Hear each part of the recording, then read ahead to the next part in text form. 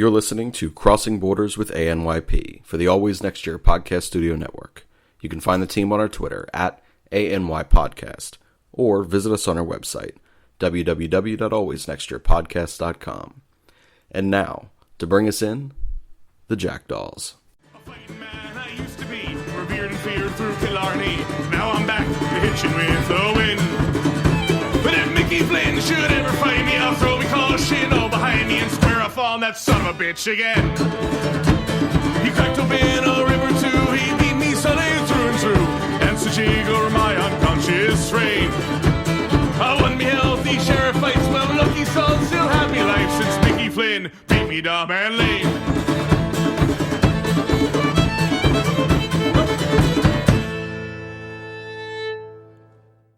Good day, everybody, and welcome back to another episode of Crossing Borders at ANYP.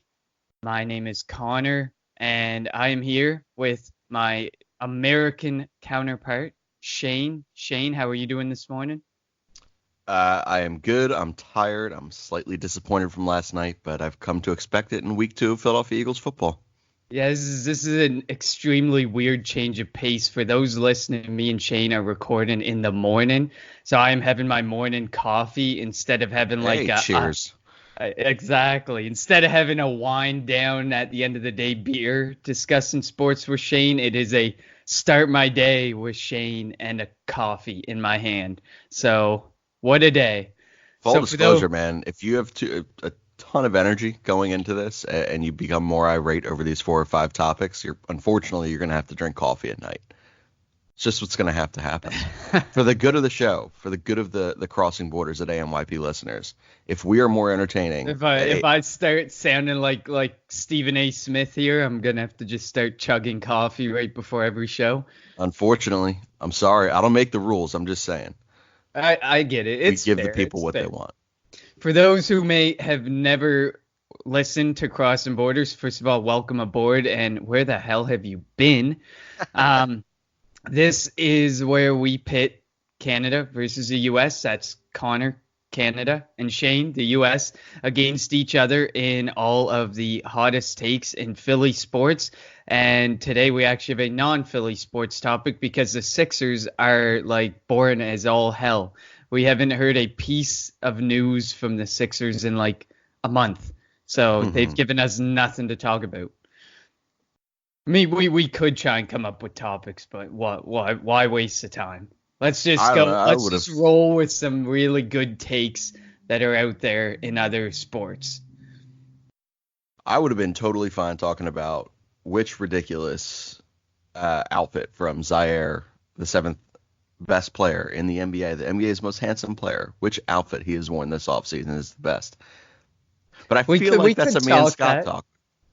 Yeah, I feel like that's more you guys. I've heard you guys talk. Listen, I don't talk fashion. I can't talk fashion. I'm not like I get my brother's hand-me-downs sometimes.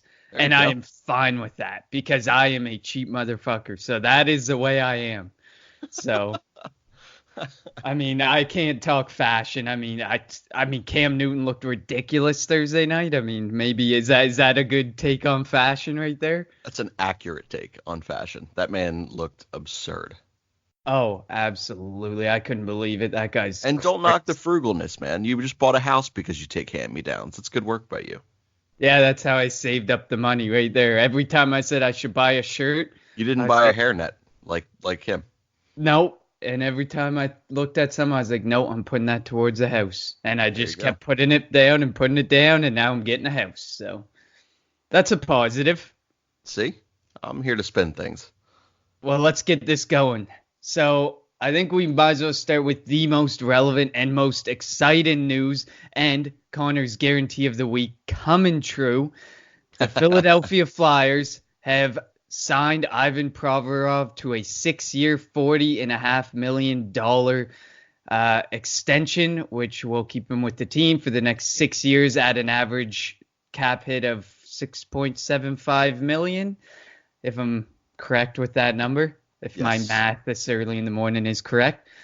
So we're basically, what's your instant reaction? What was your instant reaction to this when it happened, Shane? And obviously, this is something we're both going to agree on because this deal was incredible.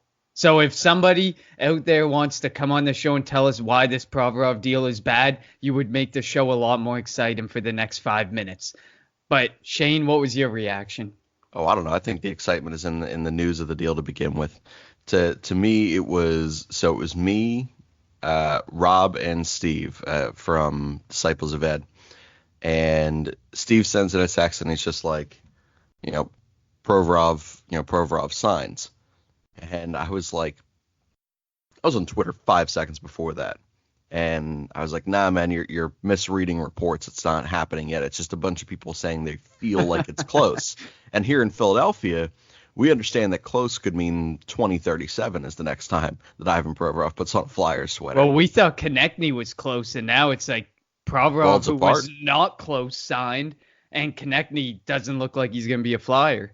Which, side tangent, only a quick point on that. I love the fact that Alain Vigneault right now is throwing those subtle jabs in his pressers after each one of these workout days. Talking about Nolan Patrick saying, look, he may not be on the ice with the team, but he's here, so he's taking it a lot more than someone who, I don't know, isn't here. I'm like, woof, good for you, man. Apply pressure to TK and the agent. Let's get this shit done. This is better than Hackstall. Hackstall would have just been like, well, it happens. It's a contract situation.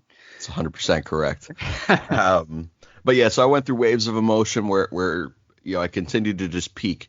So I'm going to put this kind of in terms of a video that I recently seen. I don't know if you've seen it. I don't know if our listeners have. I'm going to do my best to sit there and describe the video because it's hilarious. There is a guy who has, I don't know if it's his kid or not, but his kid or a tiny human that is near him puts a dragon type of thing, like a lizard on his stomach. And he starts leaning away from his own arm, yelling, pick him up, fairly calm. And then every single time that lizard thing moves even a fraction of an inch, his voice gets higher pitched and more excited. And I swear, like a cartoon character, he grew like 9 inches in height just sitting on that couch trying to get away from his body part. Him in fear, me in excitement. Steve sends me the text and says that he signs. Rob then confirms it, and he states that Elliot confirmed that. I go on Twitter real quick. My emotions have just gone from like my cheeks are still on the couch downstairs, but like the rest of me is not. It's like detaching from the couch. And I'm super pumped. I said, there's no fucking way. And then I sit there. I'm like, well, what'd he sign for? And Steve goes, well, they haven't released it yet. And I'm like, oh, sweet fuck. I can see it now. Sure, we signed him, but it's going to be for like $14 million a year, something absurd. Because that's basically what Fletcher has done if you ask any Flyers fan base or any member of the Flyers fan base. He overpays for things right now. That's what's happened to this point. And then I'm sitting there and I'm slowly kind of coming down as I'm sitting here just furiously refreshing Twitter until someone has the news. And then Mackenzie puts it out that it is that 6.75 AAV over the six years. And I know I was still on the couch, but I'm pretty sure my soul leapt off the couch in excitement right then. So my 2 tweets here are exemplify that to a bit. This is from a King Music Man. It's Jason McNeil. 1.75 more than McDonald for the next 6 years. What planet am I on? I'll stay on it. All hail Fletcher. And that made me piss myself because no one said all hail Fletcher for a damn thing so far in his tenure. That's not to say he's been bad. He has not. But he's been questionable. This is the first unanimously enjoyed opinion of the Philadelphia Flyers fan base in longer than I can remember. Yeah, I'll admit I've defended him. So, I mean, I've kind of been on his side through all of this and trying to keep the positivity flowing for the Flyers. But it's tough. This fan base is violent. That's I'm going to use the word vicious. Violent because vicious is a good word for it. But vicious just seems like you're just kind of like sugarcoating it. Like we're talking to children. This fan base is violent on Twitter, so it's hard to keep the positivity. But there's a couple of us out there who try, and I mean, I've been on his side. Maybe he overpaid Maybe he didn't. We don't know. But the trade where he lost a second rounder, he ended up getting it back down the road. Like it's been an interesting offseason, I think, is the best way to say it. And it's all good. The only proof we're ever gonna have of what Fletcher did is actually seeing the season start in 17 days. Can you believe that, by the way? 17 days till we see hockey again? So I tweeted about it last night during the first half of the Eagles game. I was so bitterly angry at the unpreparedness of Doug again and the ineffectiveness of Carson again, and watching the same loose kind of defense played by Jim Schwartz early on again, and I was freaking the hell out. And then a hockey commercial came on, and suddenly I was okay. I was like, what a well-timed commercial. We are less than a month away from Philadelphia Flyers hockey. Gotta love it. Oh, yeah. So my second tweet there, just real quick before we shift over to your side and your tweets, is from Phileas Flyer, another one of the Philadelphia Flyers podcasts, similar to us. Anthony something is the guy who runs Phileas Flyer. Can't remember his name. But when Ivan Provorov wins the Norris in 2021, he'll be making $4.75 million less than Carlson, 4.25 less than Doughty, and 2.25 less than Subban, and about $1 million less than Victor Hedman. And so just to put that in perspective for you, those are four of, kind of the class of the defensive side of things and offensive producing defensemen out there. And we were all talking about wanting Carlson, and you get 6 years of Ivan Provorov at nearly $5 million less than what he's making at a significantly younger player. So I'm so impressed with Fletcher and the Flyers' new camp in this deal. So really, really great work. Yeah, so first of all, I'll start by saying damn you, because you took my tweet, but that's okay. Nice. That's okay. No, it doesn't necessarily. We both had the same sentiments there. So I had that tweet where he was talking about when Ivan Provorov wins the Norris and how much less he is than all the people we cried that we wanted. So it's definitely a lot. It's an amazing deal. It is the most team friendly deal. When you think that like a month ago we thought Ivan Provorov was getting $9 million. Right. To this point now where he got paid $6.75 million, this is a steal. This is an amazing deal. Provorov had a down year last year, but what Flyer really didn't beyond Couturier and Giroux? So, I mean, you have to take with a grain of salt. He's still only 22 years old. This guy is now in a Flyers jersey until the age of 29. So this is exciting. The contract was amazing. And if we could get the same thing going for Konechny, that would be even better. Although at this point, I think Konechny will end up with that bridge contract, sadly. And I'm not too if angry we're about lucky. that. No, I mean, I think he needs a bridge contract just so that we can say, look, play for us, prove to us how much you're worth, and then we'll, at the end of these 3 years, we'll line you up with who you think you deserve to be paid like. Which, screw Hackstall, by the way, one of the biggest reasons this negotiation is taking extra long for never fucking playing Travis Konechny.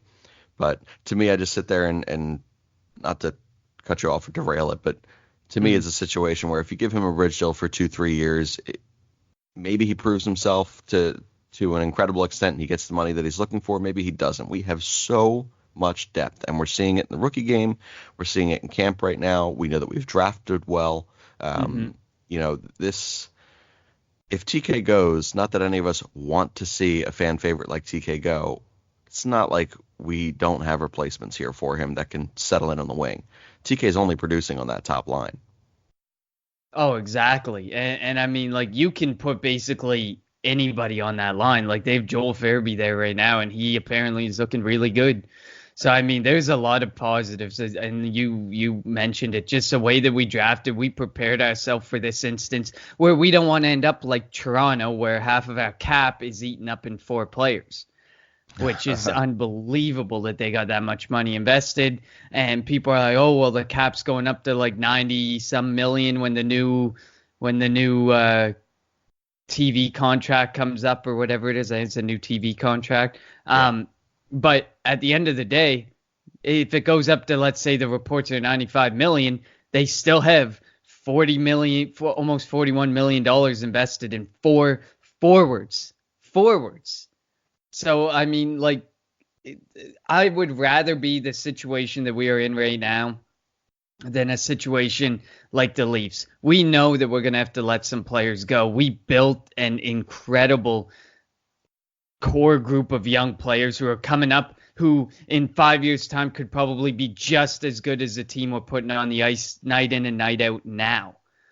But at the end of the day, some people are going to have to go. And if TK is the one who's got to go because he's demanding more than Provorov, which at this point he's probably demanding pretty close to Provorov, because originally when we heard the conversations, it sounded like it was between like $4.5 million, $5.5 million, and now he feels he's worth more than that after Provorov signed. So that makes me think that it's probably in the $6 million range now, and I just don't know if it's worth it. I mean, maybe you can talk me off the cliff, but I just don't think it's worth it, especially with the talent we have coming up. Like, we do have Fairby. We do need to make space along the roster at some point for these young guys, or else they're all going to be stuck in the AHL for life. So, and we definitely do not want that.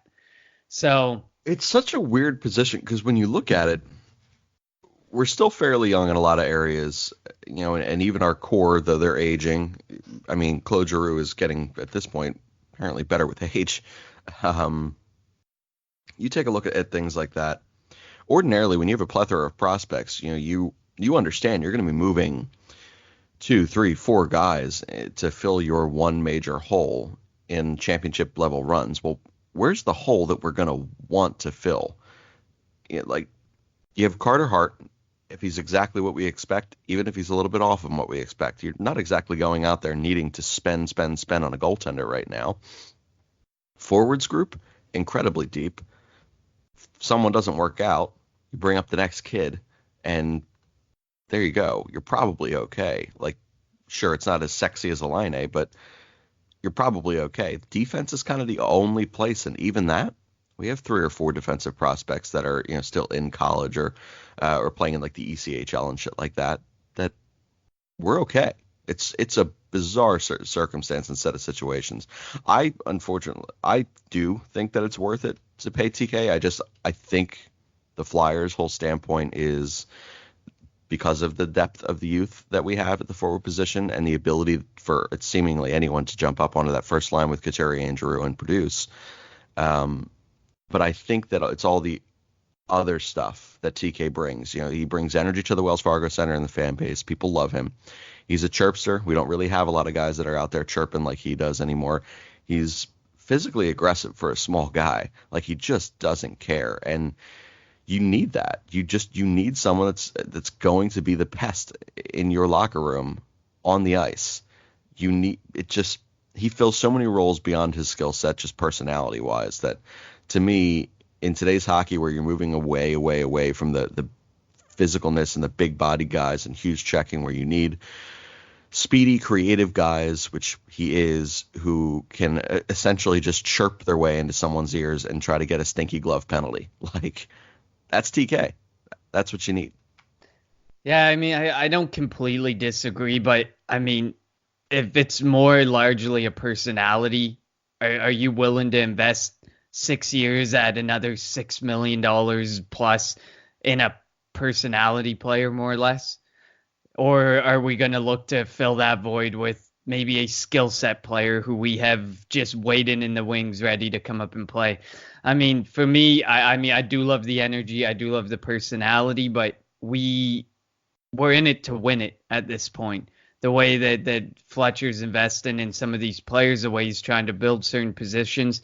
So I'm really interested to see where this continues to go, and hopefully he can agree to a bridge contract, because I would rather see a bridge contract. And if you prove that you can maintain consistency and that you are more than just a personality, you're a complete skill player, you're a full player that the Flyers need, then we can continue from there. and we can say, all right, well, let's sign you for another 4 years or 5 years, or then you get your long-term deal. But like you said, I think Hackstall has hurt the value of a lot of players, and lucky for Chuck Fletcher, he's attempting to leverage that. But some players know that their worth is a lot more than a complete bonehead coach that we had last year. But I guess one final thought on the Ivan Provorov thing before we move on. Ivan Provorov has played 3 years with the Flyers and has not missed a single game, which is extremely impressive. He has 246 games under his belt, 97 points. And, of course, we would love to see him return to 2017 and 2018 form, where he took over 203 shots. He had an 8% shooting percentage. Last year, he took 145 shots and had less than a 5% shot percentage.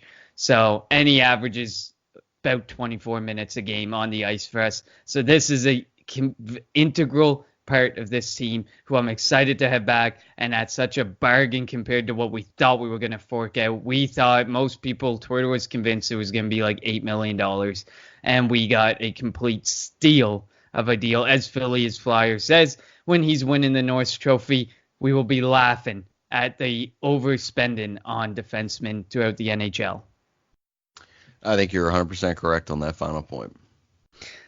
So let's move on. We might as well move on to the Eagles. Let's keep it to the things that we are most passionate about right now, because the Philadelphia Eagles lost a complete heartbreaker last night. And this topic, boy, does it ever ring true this morning. We are going to talk the cornerback situation. Ronald Darby got completely roasted last night to the tune of targeted 12 times, gave up 8 receptions for 150 some yards, I think, and 2 touchdowns. He was burnt. The touchdowns were Calvin Ridley and what's his name? Hardy, whatever his first name is. That's how important that guy is. He's their 4th receiver, and Darby got burnt by him.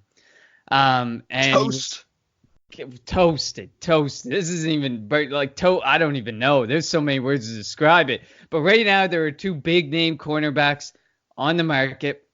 The Miami Dolphins have recently made Minkah Fitzpatrick their first round pick from last year available, which absolutely blows my goddamn mind. Dude, someone tweeted, and they're willing to take a third. Exactly. And someone tweeted, this may be worse than watching the process Sixers.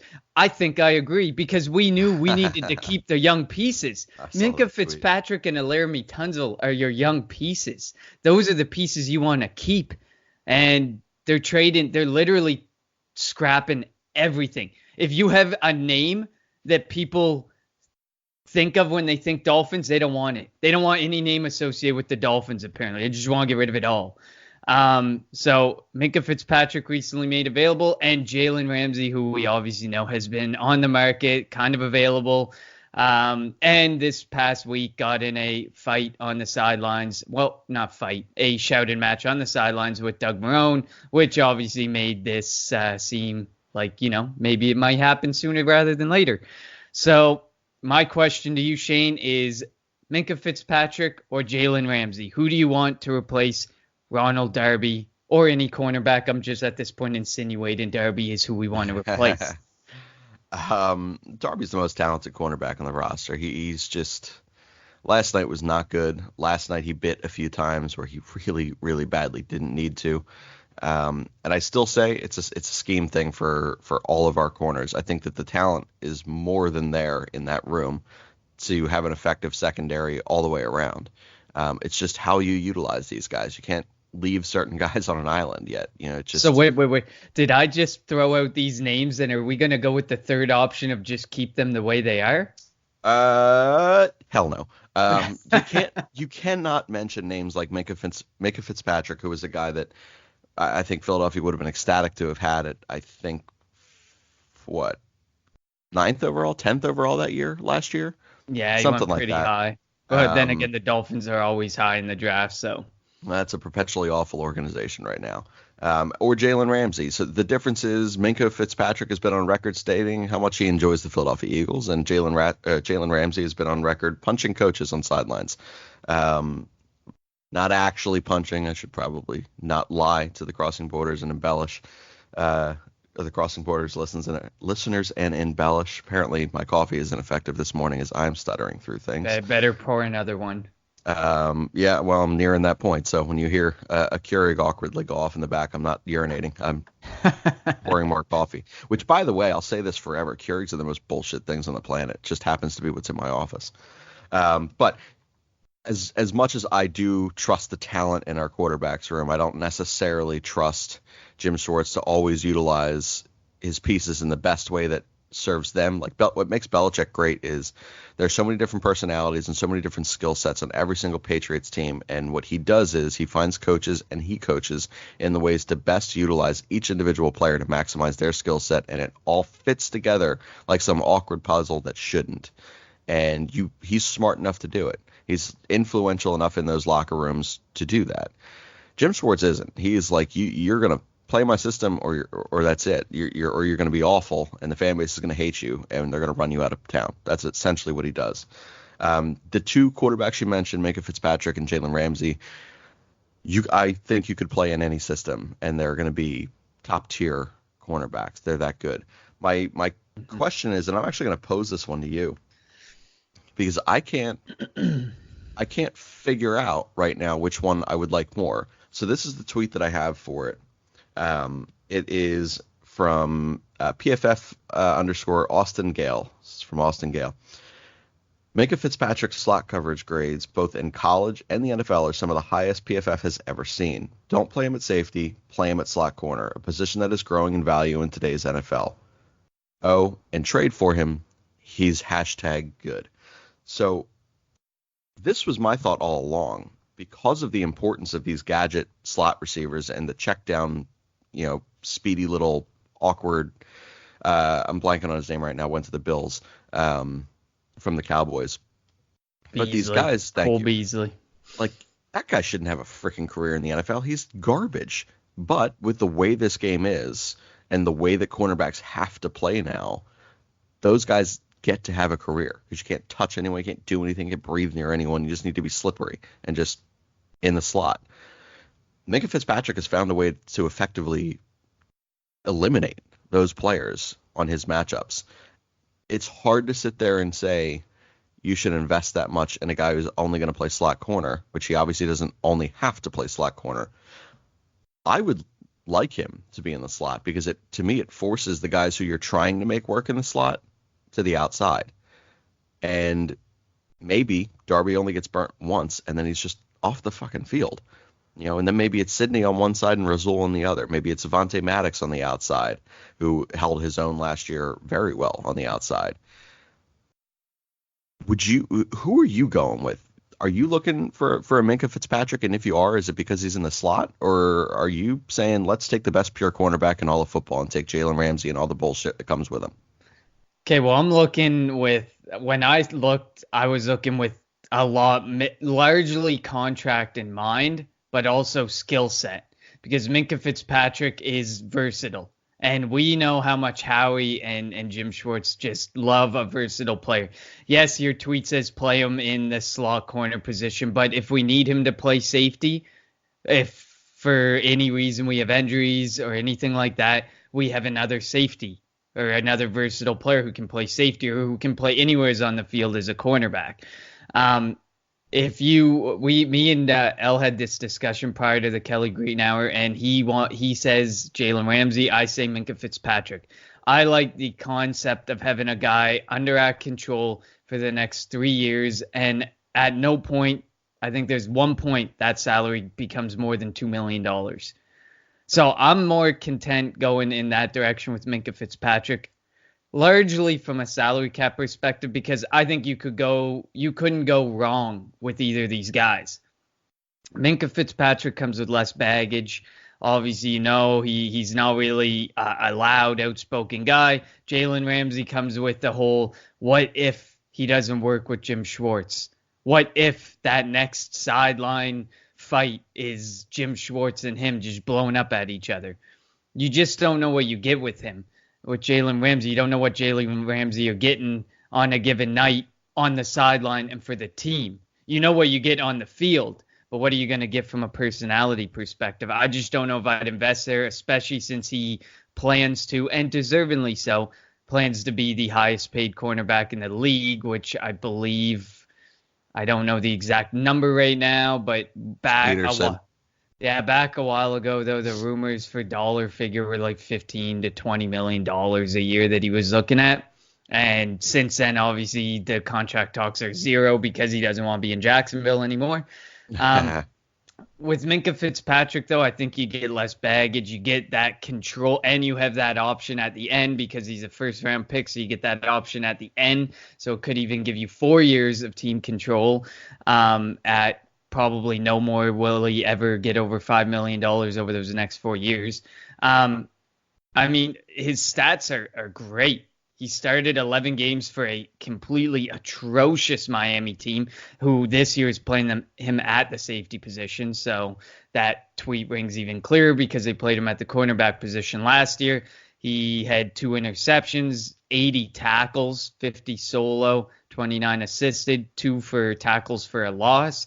And I mean, if you dig a bit deeper into the ratings, when thrown to, the quarterback's rating, it was 64.6, and he gave up 0 touchdowns last year in his move to the safety position. This year, his QB rating when thrown to is 158, and he's already given up 3 touchdowns. I think that also speaks to how absolutely horrible the Miami Dolphins are. But it also doesn't help Minkah Fitzpatrick because he's like the best player on that defense, and he's probably being attacked and abused by other teams because they're just going right down the middle and just completely slaughtering the Dolphins. So my pick is Minkah Fitzpatrick, largely from a personality perspective, largely from a dollar figure perspective. When we have to pay Minkah Fitzpatrick, we will either pay him or we will move on. But my tweet came from @LoganBanker_19 on Minkah Fitzpatrick, ... If I'm the Eagles, I don't hesitate making a move for him, even if it costs a first-round pick. They need secondary help. His contract is dirt cheap, and with Darby, Mills, McLeod, and Sendejo set to be free agents in 2020, he'd give long-term stability at cornerback and safety.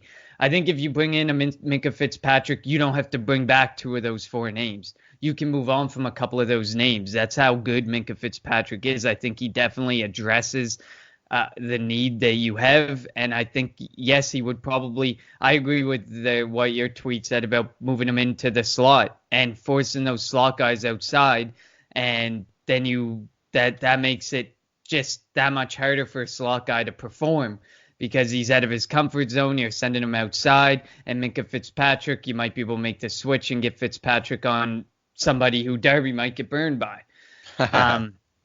But, I mean, I think at the end of the day, you look at where we're going to be drafting. We're clearly going to be drafting 20 or lower. Are you getting a better proven, let's make it clear, proven NFL talent between 20 and 32, which I assume we're going to be probably 26 to 32. No, this is a proven talent. This is like Dynasty League fantasy football here. You take the proven talent. The draft picks are not proven talent. Minkah Fitzpatrick is a proven talent. There is no cornerback. You can try and sell me on it, but there's no cornerback you're getting who is a proven talent in the NFL at the NFL level from 26 to 32. If we choose to address that need then, but we know Howie, he'd probably trade back and get another 2nd and 3rd round pick, or he'd trade back in some way, shape, or form if we're drafting that deep again. So I think you have to go with Minkah Fitzpatrick, and I think you can get him for less than a first. But from a team-friendly dollar figure perspective, from a player perspective, from a personality perspective, I just love Minkah Fitzpatrick all around.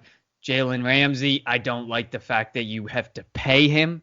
I don't like the fact that the asking price is going to be extremely high. I don't think 1 first round gets it done.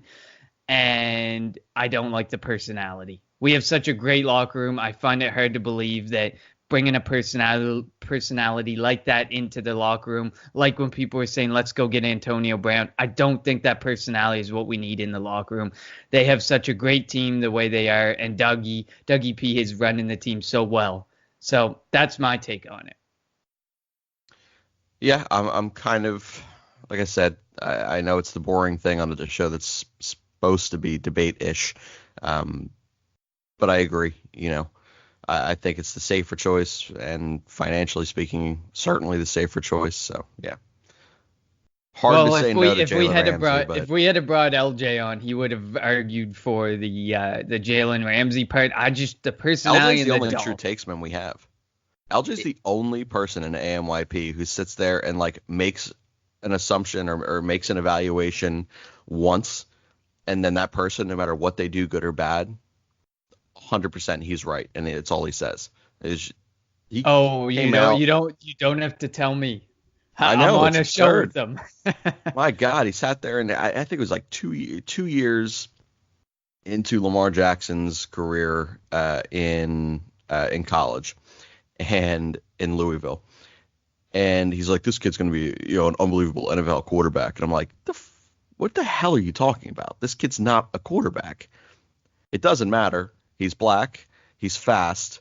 He's a running and mobile quarterback, which is far more exciting than his traditional. So it's a stereotype, packer. not even backed with. No, it doesn't matter. Just a stereotype. That's all he does. Every single quarterback that comes out that fits that mold, he's like, Cam Newton's going to be incredible. I'm like, well, Cam Newton's garbage. Lamar Jackson's going to be incredible. Take, yeah, Kyler Murray, same thing. I'm like, when's the last time that he selected a quarterback that's just going to drop back and be Andrew Luck and just be like, yep, no, I'm just going to fire away and just be an incredibly smart pocket passer. Now, Andrew Luck's not the best example. That kid could run, but I guess you have to have mobility. It's today's NFL. If all you're going to do is drop back like the Tom Brady's and the Tom Brady's, Ben Roethlisberger's, and Drew Breeses of the world, it just doesn't work as well anymore. It helps if you're able to move and throw and have the arm well on the move, as we've seen Carson Wentz when he's on the move and the cannon of an arm he has. Even Kyler Murray, that man blows my mind. But I guess we won't get too off topic. We'll keep this rolling. So I think we're in agreement. We want Minkah Fitzpatrick in Philadelphia. So Howie, you know what to do. Now our next take our next topic is the Phillies. Save the disappointment for last. The Philadelphia Phillies, as we know, I believe they're still 2 games out of the wild card spot, because why would they move anyways? They haven't moved from 2 games out for like 2 months now. So they're 2 games out of the wild card spot. There is 20 games left in the season. Am I right? Somewhere close to? No, it's got like 14.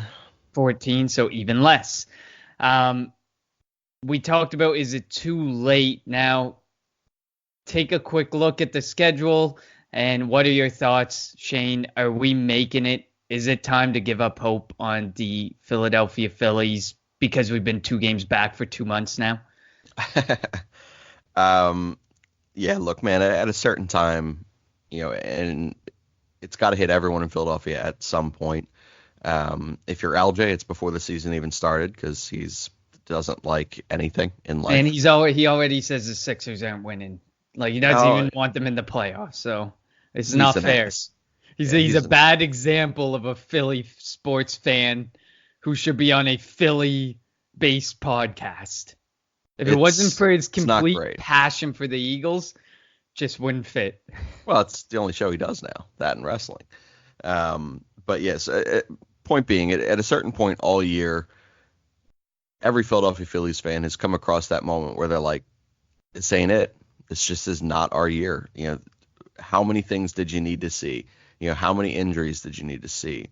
The Odubel situation, the 2-month Reese cold streak in the second half, the 2-month powerless streak to start the season for Bryce Harper. Like, how many different things did you need to see this year before you finally hit that button? You were like, yeah, this ain't it. And now this run that they kept thinking and kept preaching that they could go on, they've effectively run out of time. They are just, I think, 2.5. Are they 2 games out? I'd have to double check. You continue your take. I'll find it. Yeah, I actually think they're like 3 games out now after the Boston series, 3.5 games. But they've effectively run out of time, and they've done this yo-yo act all year. Primarily, or in the second half. This year, just this ain't it. There's too much. Too much went wrong. They were too flawed entering it. This year just ain't it. We were too flawed, and we were just too much of the bad luck. So it wasn't just the flaws, I find, but just too much bad luck went our way. It just turned our way. You know how the ball bounces right sometimes? Like the LA Rams, who had a NFL record most games where they won when they were behind by like a one score or something. It's like that. When the ball bounces your way, this happens, and the ball bounced completely the wrong way all season for us. Yeah, certainly has. And my tweet comes from 4.5 back. Yeah, I was gonna say they're like out of it now. But my tweet is from Chi-Town Phils fan, Brady, the Chicago Phillies fan. Would sure be nice if Phillies fans would go to the games when they're in a wild card race. Instead, they're outnumbered by Boston fans who are not in a playoff race. And it was the are not in caps that kind of got it for me, because they're not in a playoff race. I hit that point prior to this Boston series. I hit this point a couple weeks ago where I was like, this just ain't it. And the fact that, this tweet comes out and they say, listen, Boston's out of the playoffs. No, you're wrong. We are out of the playoffs too. That's why no one's at these games. This is not a fun baseball team to follow. This has been maddening. This has been stick a knife in you and turn it as slow as possible, like I said last week. This just ain't it. That's all I got. This year is just not the year. Well, you have finally run out of words for the Philadelphia Phillies season. Yeah, man, you should hear my Cap We Trust segment. Yeah, I feel like you should probably put them on those D and Cap We Trust on hold until like the World Series is over, and then just start talking off season, because you've probably hit a wall. You can only repeat the same thing over and over again, and that's where my tweet comes into play. At C Seidman, NBCS, Corey Seidman, he says Seidman. Sorry. Canadian. Sorry. No worries. Phillies are 1-1 last 2 games, 2-2 last 4, 3-3 last 6, and he goes so on and so forth until 12-12 last 24. That is his tweet, and that is literally what the Phillies season has felt like.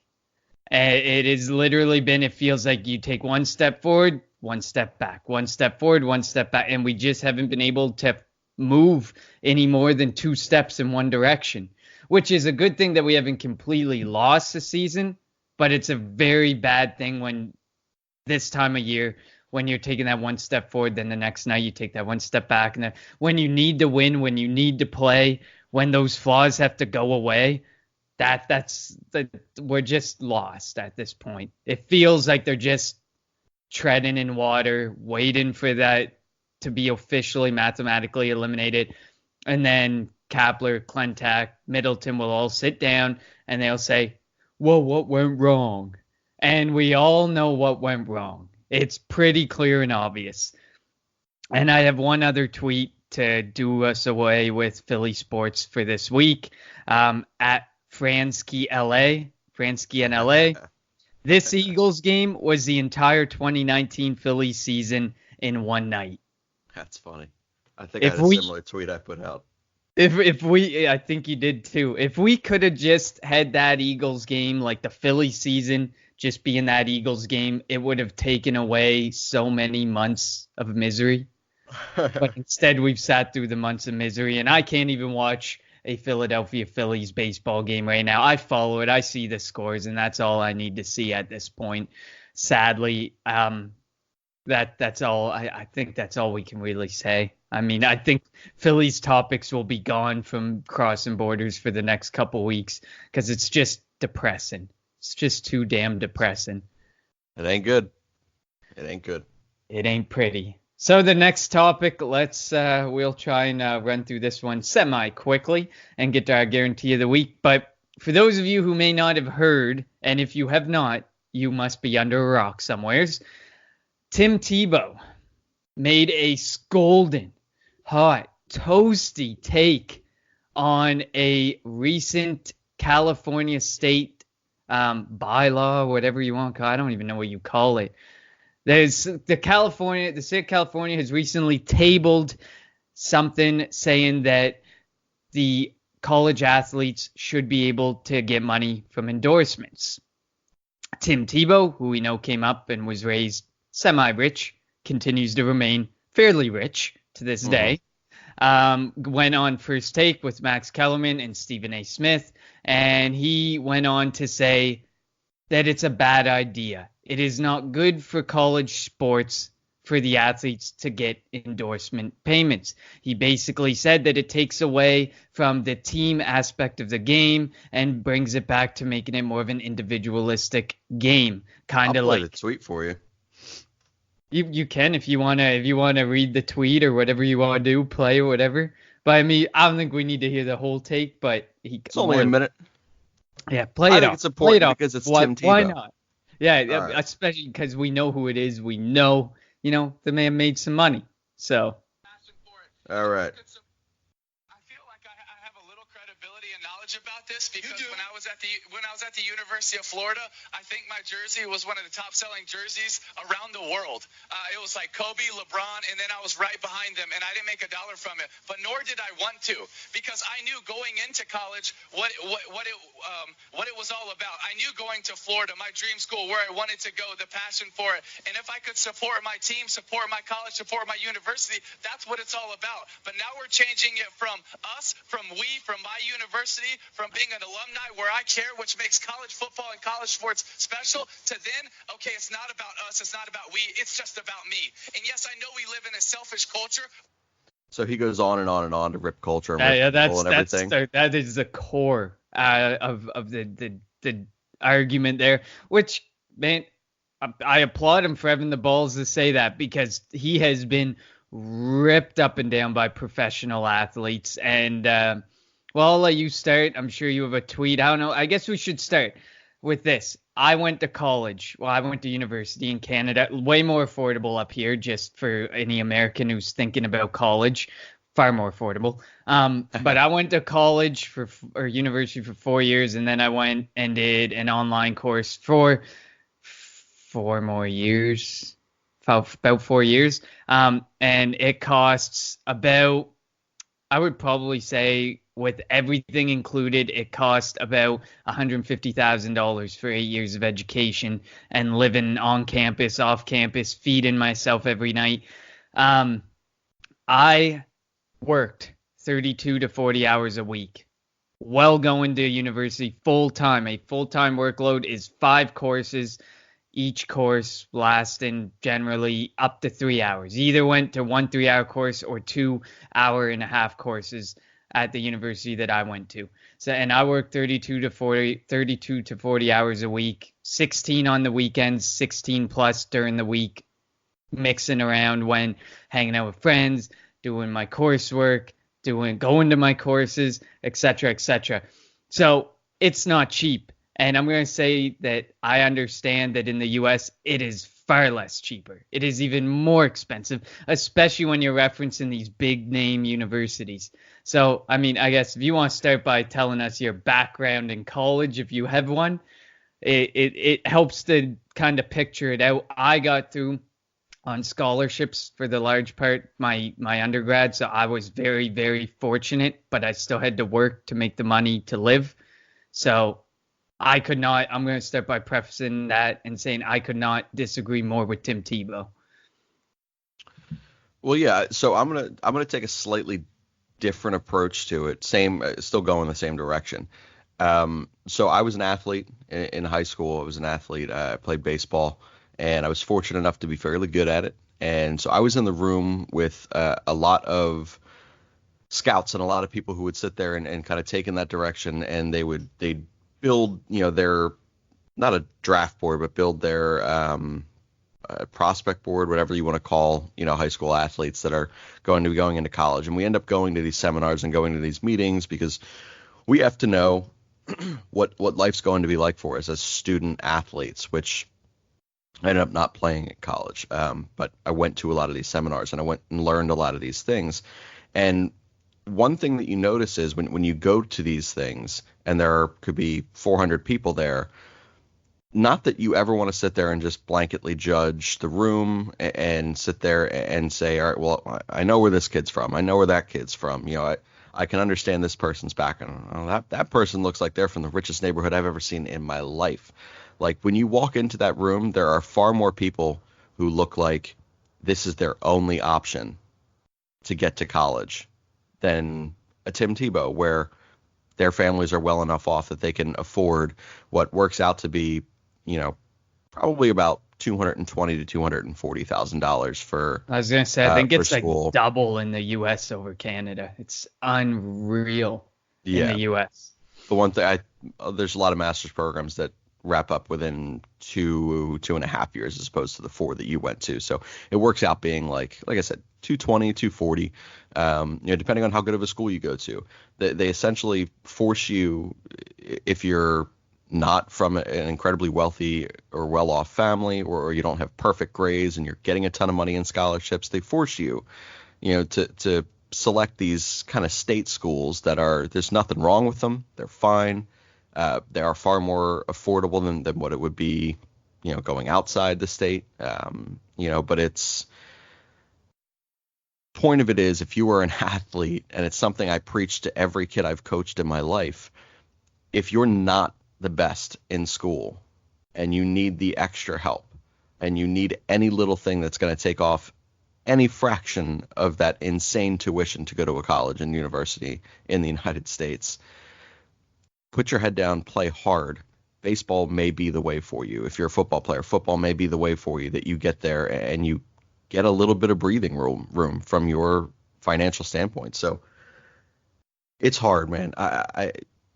Tim Tebow speaking for the 1%, and that's just, he's right for the 1%. He's right. And in theory, that is what makes college sports beautiful. It's what makes that game amazing, because these guys are not being paid and they understand that they have to play with a level of passion and intensity, play in and play out, that you do not have to play with when you make $240 million over 6 years in the NBA to be average. I don't think that it takes away from the team aspect, though. What his argument for it, you think when people go to Alabama games, they're going for the Alabama team? No, you can bet any money they're going to see Tua. They want to see Tua. They're going to see whoever's in the backfield, Harris, whoever. Those people are going to be top draft picks. They don't go there and say, I can't wait to see my Alabama Rolling Tide or whatever they might be. So I don't watch all college football, so if you can't tell. But a lot of people, they don't go for that stuff. Like maybe the smaller schools, yeah, because you just have a full team effort and you're hoping that your whole team pulls it together, because you have a bunch of guys who are going to end up going in rounds 5, 6, 7 and undrafted. You don't have that top end talent like a Tua or a Justin Herbert or among those types of people. So I don't think that, maybe, but I really don't think that a guy getting paid endorsements is going to ruin the culture of college sports. I don't. That's just the way that colleges are. Students come together for their college. They're proud of their college. And people will show up in droves to watch these games. And if they start accepting money for endorsements, people are still going to show up to the games, because it's how you support your school. It's what you like to see from your school. That's so I don't know. I find his argument in regards to that, just it doesn't carry a whole lot of weight in my opinion. I don't know, maybe that's just me, but I think traditionally people are still going to keep going to the games. Even if they know Tua is accepting $5 million a year in endorsement deals. I don't think that changes what they feel about their college sports. I think it's going to change the product on the field. I think that's the whole thing. People sit there and, we see it a lot with young athletes across all 4 major sports. Their first taste of money, their first date of true adulthood. It's a change. Imagine walking into your university Everyone knows who you are. You are the guy. If you're a quarterback if you're Trevor Lawrence, if you're Tua Tagovailoa, by whatever, I have no idea how to say his last name. I should. LJ Well, says it 50 times a there week. is no N in it, so you were definitely off with that attempt. Yeah. But Pretty sure that's how they say it. I don't know how it works, but I'm pretty sure. But regardless, imagine that, and you're walking in, and right now, the only thing your coach might feed you, your school may feed you like once a day somewhere in there. And other than that, like you can't work, you can't do anything like that. Now imagine. No, the student, like when you go as an athlete, like we don't even take our school that seriously or our sports teams that seriously up here in universities in Canada, and they have no time. You can't have a job. You literally cannot work at whatsoever, not even a couple hours. It's either school, studying for your game, practicing for your game, or playing your game, literally 24/7. Yeah. I guess I think I could talk about this. This is a topic that I've kind of talked about all week, and I've been trying to sit here and flood all of the thoughts with all the different conversations I've had with different people on this very topic, and condense it and have it concise down into one like 3-minute argument. But I've been all over the place. It won't work. Instead, I'm gonna say this. If you provide an entertainment, and if you provide an income for something to wherever you belong. So if you work for Coca-Cola, what you bring to them equals a certain amount of compensation. Now, college athletes, if you were that good, you get a scholarship and you get your education, and which is incredibly important for the massive amount of people who do not go pro from college sports. It's important to sit there and have that free education, so to speak, but it's not enough. It is not enough when there are too many people who don't get to eat 3 good meals a day because their entire life is consumed for 4 years doing one thing, preparing for Saturdays or preparing for the 3 nights a week that you have to play basketball.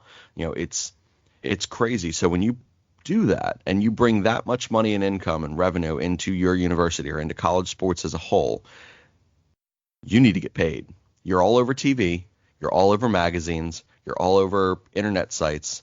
You're everywhere. Trevor Lawrence is freaking everywhere. Tua, whatever, is everywhere. Yeah, the NCAA is making billions. The NCAA is like $1 billion. We'll call it a company because it basically is a company at this point. And they make billions off of these kids, and they can't make a little bit of money. They can't they can't accept, they're not even allowed, they do, they do, but they can't even accept like checks from alumni. They can't accept any money from alumni, nothing. They're supposed to literally live off the scholarship they've been given, and that's it, that's all. And it just, that you can't, that's not how it works. But yep. I guess I'll end with my tweet, and this kind of sums it up, although you could probably look up any current NFL player, and almost all of them have a retweet of the first take and their opinion on it. And I don't think there is anyone that agreed with Tim Tebow. None that I've found.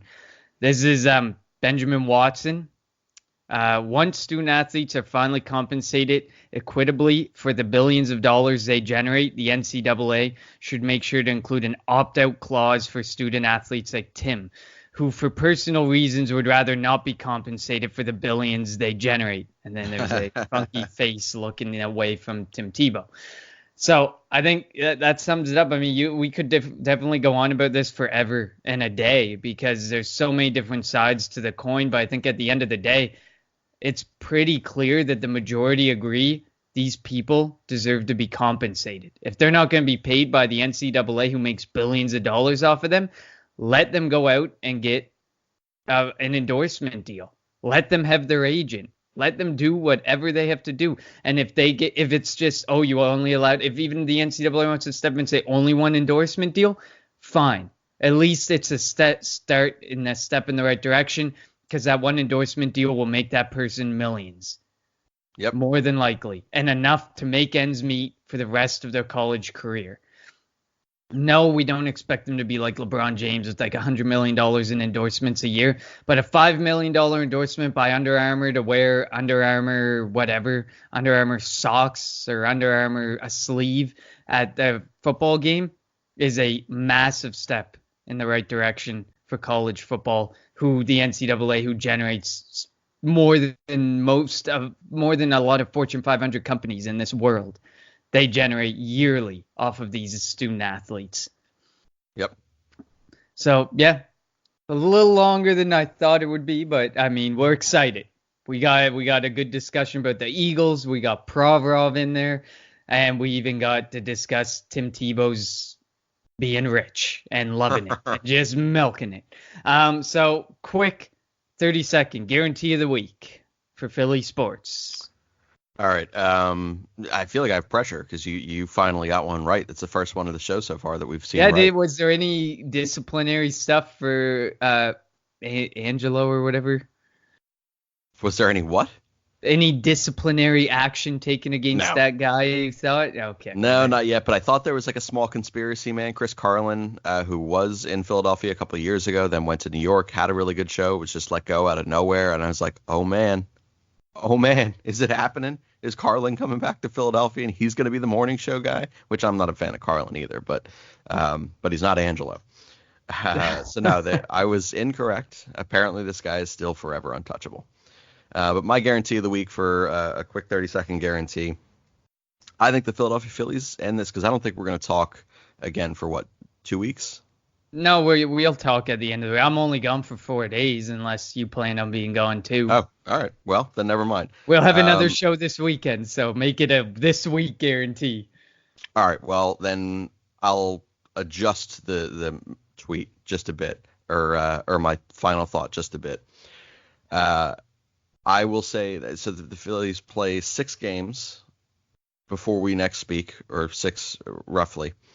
They're going to take 5 of 6, and everything correct will happen for the Phillies. That somehow, I'm going to give you the whole thought anyway. Somehow, my tweet for the week is going to be they're going to win 5 of 6 against Atlanta and then Cleveland because nothing makes sense. And the bulk tweet is the fact that after that we then have 5 games with Washington and then 3 with freaking Miami. Somehow, in the most Philadelphia Phillies way, everything in the world will go correct for them over the next 10 days, where they play Atlanta, then they play Cleveland, then they play Washington. They're going to enter this Miami series needing to win 2 of 3, and they're in the freaking postseason in the second wildcard spot, and they will lose on game 162. My guarantee for the first part of that is that they're going to take at least 5 out of 6 of the next, like I said, against Atlanta and Cleveland. All right. I like it. It sounds like a very Phillies-esque way to end the season. I'm going to go with, I think, I'm not going to make it like a really narrow one, but I think the cornerback situation gets addressed in some way, shape, or form. It's broad, but it's only one position on the football field. But I think Howie's going to do something, and it could very well just be a practice squad move. But I think that Howie will do something after what he saw from Ronald Darby and after what he saw from that secondary. He will address it in some way. And let's pray if there's a God up there that it is bringing in Minkah Fitzpatrick. Please, Howie, show us how you do it. We know that you can do it. So that's it for today. I am on my way to Quebec City, so great that we could get this show in before I have to head out, Shane.